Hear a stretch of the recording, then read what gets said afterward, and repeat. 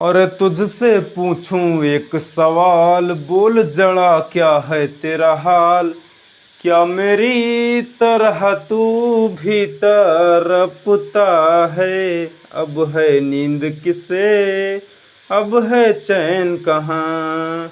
अब है नींद किसे, अब है चैन कहाँ। जय हिंद दोस्तों, मैं अतुल यादव आज आपके लिए लेकर आया हूँ जयशंकर प्रसाद का जीवन परिचय। और हाँ दोस्तों, मैं इम्पॉर्टेंट रचनाएं भी लेकर आया हूं, इसलिए वीडियो को बीच से छोड़कर मत जाना। वीडियो लास्ट तक देखना, आपके 5 नंबर बिल्कुल क्लियर हो जाएंगे। दोस्तों, मैंने काफ़ी रिसर्च करने के बाद 2024 बोर्ड एग्जाम में जो इम्पॉर्टेंट रचनाएं आने वाली है, जयशंकर प्रसाद जी की सारी इम्पॉर्टेंट रचनाएं मैं लेकर आया हूं, इसलिए वीडियो को स्किप मत करना, लास्ट तक देखिए, आपके 5 नंबर कहीं नहीं जाने वाले हैं। जीवन परिचय। जयशंकर प्रसाद हिंदी साहित्य के महान कवि, नाटककार, कहानीकार एवं निबंधकार। जयशंकर प्रसाद जी का जन्म सन 1889 ईस्वी में वाराणसी के प्रसिद्ध सुंघनी साहू परिवार में हुआ था। कब हुआ था? सन 1889 ईस्वी में वाराणसी के प्रसिद्ध सुंघनी साहू परिवार में हुआ था। देखिए दोस्तों, आपको डायरेक्ट नहीं लिखना है कि जयशंकर प्रसाद जी का जन्म 1889 ईस्वी में वाराणसी के सुंघनी साहू परिवार में हुआ था। अगर आप डायरेक्ट ऐसे लिखते हैं तो एग्जामिनर के समझ में नहीं आएगा, वो आपको अच्छे से समझ में आएगा, ऐसी बात नहीं है, लेकिन आपको पूरे नंबर वो नहीं देगा। वो आपको 5 नंबर में से सिर्फ और सिर्फ 3 से 4 नंबर ही देगा। 5 नंबर का आपका पेपर में आता है जीवन परिचय, लेकिन आपको 4 या 3 नंबर मिल जाएंगे, इससे ज़्यादा आपको कुछ मिलने वाला है नहीं।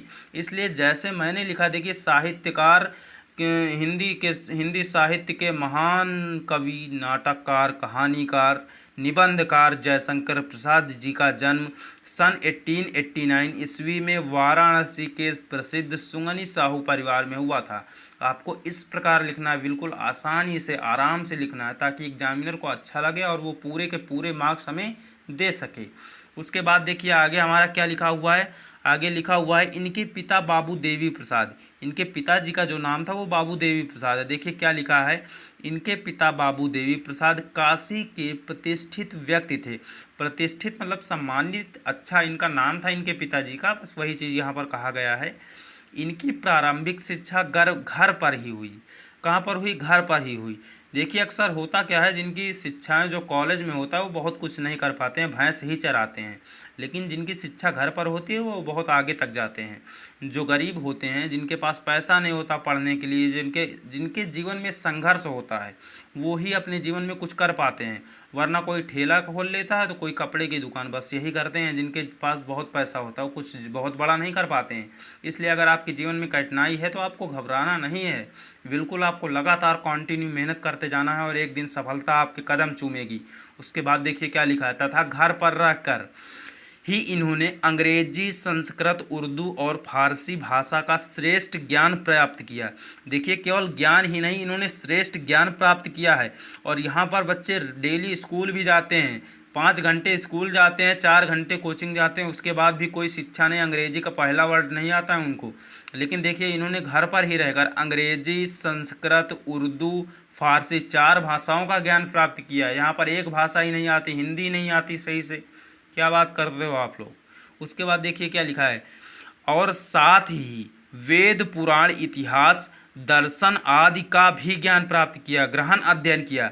आदि का क्या किया? ग्रहण अध्ययन। देखिए वेद, पुराण, इतिहास, दर्शन, इतने चीज़ों का और अध्ययन किया। आज के बच्चों को क्या है, कुछ भी नहीं आता ये सब चीज़, इतिहास वगैरह से तो बिल्कुल वंचित हो चुके हैं आजकल के बच्चे। उनको पता ही नहीं इतिहास क्या होता है, इतिहास पढ़ते ही नहीं तो उनको कुछ पता ही नहीं है। आपको इतिहास ज़रूर पढ़ना चाहिए, वेद पुराण भी पढ़ना चाहिए, गीता भी पढ़ना चाहिए। इन सब चीज़ों को अगर आप पढ़ेंगे तो आपके अंदर ज्ञान आएगा, आपको कुछ पता चलेगा।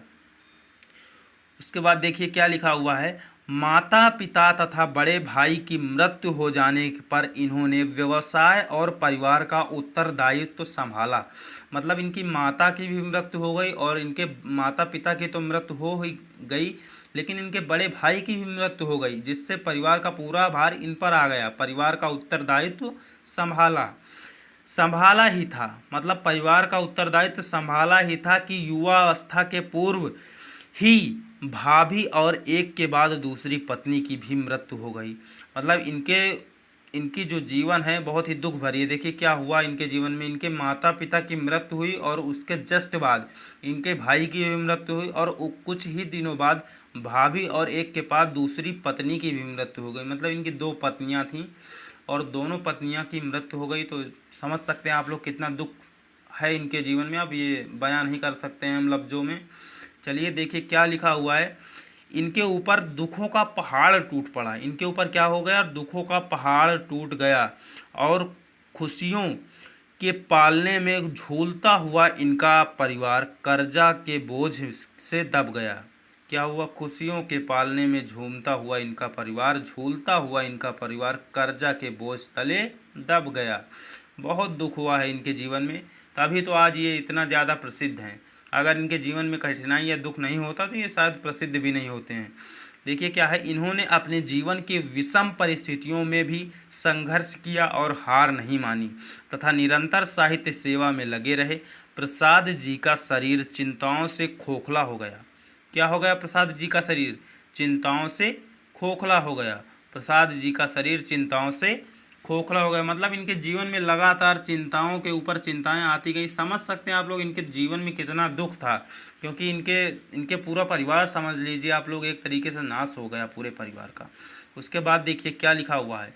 14 नवंबर सन 1937 ईस्वी को केवल 48 वर्ष की आयु में हिंदी साहित्य में रिक्तता उत्पन्न करते हुए इन्होंने इस संसार से विदा लिया।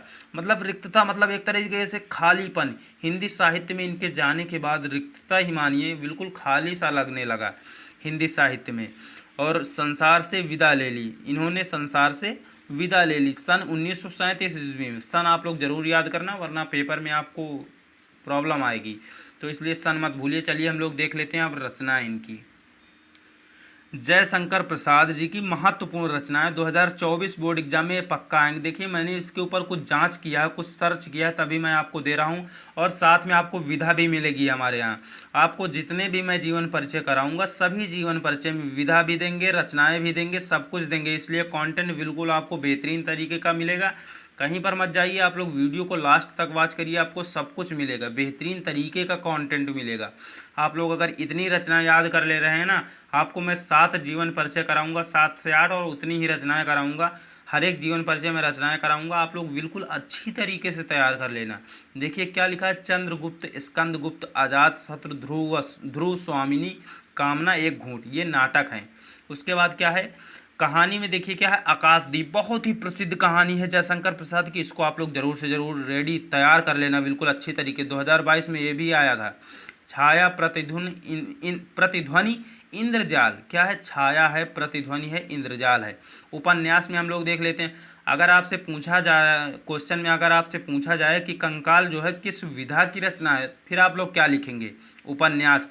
अगर पूछा जाए किस लेखक की रचना है, तो फिर क्या लिखेंगे आप लोग? जयशंकर प्रसाद। तो आप लोग समझ रहे हैं ना विधा का मतलब। तितली है, इरावती है। इरावती इनकी अपूर्ण है, मतलब इन्होंने पूरी नहीं लिख पाई, इसको इन्होंने पूरा नहीं लिखा। उसके बाद देखिए क्या है। निबंध है चौथा। निबंध विधा की एक रचना, ये महत्वपूर्ण है इसलिए मैंने इसको ले लिया है, काव्य कला। उसके बाद काव्य में क्या है? कामायनी है, आंसू है, झरना है, लहर है। बहुत ही इंपॉर्टेंट है, इनको आप लोग तैयार कर लेना।